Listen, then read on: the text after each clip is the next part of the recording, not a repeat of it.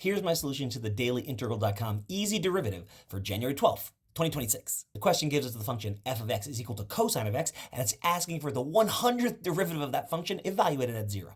Now, this is actually a pretty straightforward question if you know derivatives, but it is an important concept if you're going to be taking Calc 2 and you're doing Taylor series, so that's kind of why I want to talk about it. So let's start by taking some derivatives. The derivative of cosine x is negative sine x.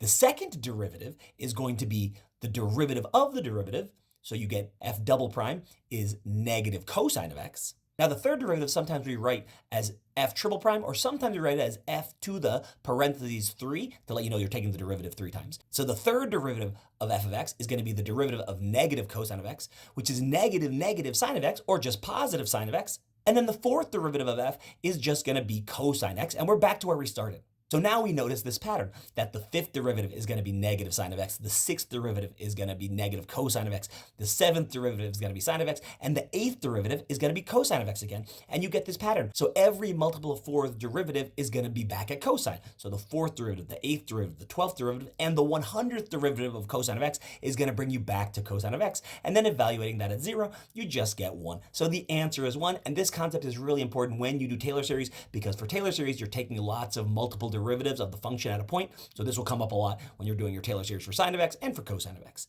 So there you go. Now you know how to do it.